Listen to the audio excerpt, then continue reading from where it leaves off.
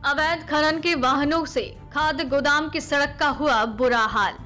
डोईवाला विकास खंड की जीवनवाला ग्राम पंचायत में बने खाद्य गोदाम की सड़क पर रात दिन अवैध खनन के डंपर चलने से बड़े बड़े गड्ढे हो गए, जिससे कि खाद्य गोदाम में आने वाले वाहनों को काफी परेशानियों से गुजरना पड़ रहा है। रास्ते में बड़े बड़े गड्ढे होने की वजह से आए दिन खाद्य गोदाम में आने वाले वाहन खराब हो रहे हैं, जिससे उनको काफी नुकसान भी हो रहा है।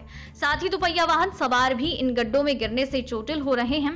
वहीं स्थानीय ग्रामीणों का कहना है कि इस रोड पर दिन रात अवैध खनन के बड़े बड़े डंपर और ट्रैक्टर चलते हैं, जिससे ग्रामीणों में आक्रोश है।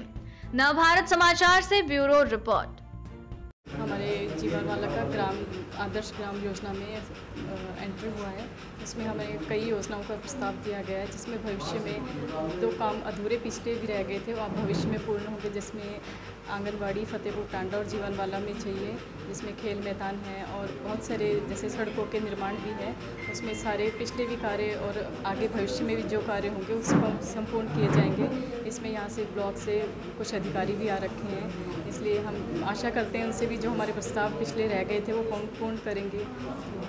के हैवी लोडेड वाहन यहाँ पर निरंतर पिछले 10 साल से लगातार चल रहे हैं। गांव वालों की आपत्तियां रहती हैं। पूर्व में भी जो प्रतिनिधि रहे उनके द्वारा भी बहुत समस्याएं उठाई गई। और पीछे हमारे पीछे यहाँ पर जो रास्ता चल रहा है जो FCI गोदाम के लिए जाता है, वो अभी हमारे माननीय पूर्व मुख्यमंत्री जी की घोषणा में शमशान घाट तक वो रोड प्रस्तावित होकर तैयार हो चुका है। बहुत सुंदर वो रोड बनाया गया, संबंधित ठेकेदार द्वारा भी इंटरलॉकिंग टाइल लगाकर और बहुत सुंदर मानकों को ध्यान में रखते हुए बहुत अच्छी तरह से उसको रोड को बनाया गया। परंतु आज की स्थिति उसकी रोड की 6 महीने भी उसको नहीं हुए हैं बने हुए, और उसकी परिस्थिति ऐसी हो गई है कि सालों से जैसे वो रोड क्षतिग्रस्त बना हो और क्षतिग्रस्त हो गया है बुरी तरह। हैवी लोडेड वाहन उस पर चलते हैं।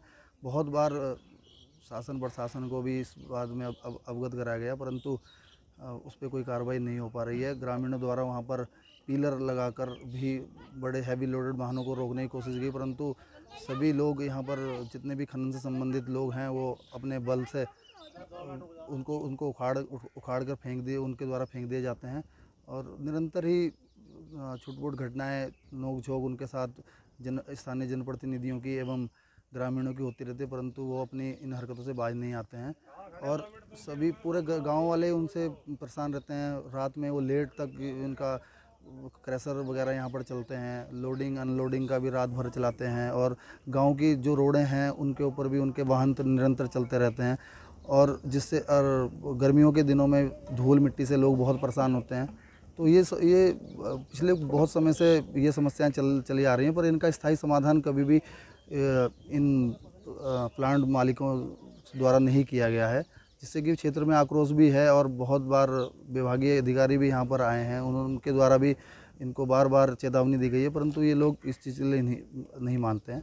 और मैं यही आप लोगों के माध्यम से, मीडिया के माध्यम से मैं ये सबको आग्रह भी करता हूँ, निवेदन करता हूँ कि क्षेत्र को ध्यान में रखते हुए आप अपना काम कर रहे हो। हमें इससे कोई समस्या नहीं है, राजस्व का लाभ हो रहा है, हमें उससे भी कोई समस्या नहीं है, परंतु क्षेत्र की जो स्थानीय जनता है उनके हितों को ध्यान में रखते हुए अपना काम किया जाए।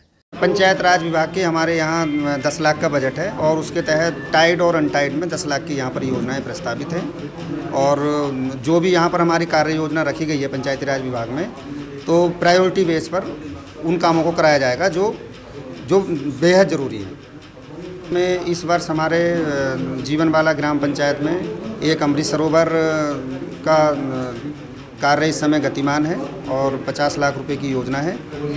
और एक मेरा गांव मेरी सड़क यहाँ गतिमान है, वो भी लगभग 50 लाख की योजना है। एक यहाँ पर हमारे जीवनवाला में सामुदायिक भवन निर्माण कार्य गतिमान है, वो 42 लाख की योजना है। और उस पर अभी हम लोग सांसद आदर्श ग्राम के तहत सोलर पैनल उसमें प्रस्तावित किया गया है, और साथ ही साथ उसकी ग्रिलिंग और उसकी ऊपर हाइट के लिए लगभग 5 लाख की उसमें भी हमने योजना प्रस्तावित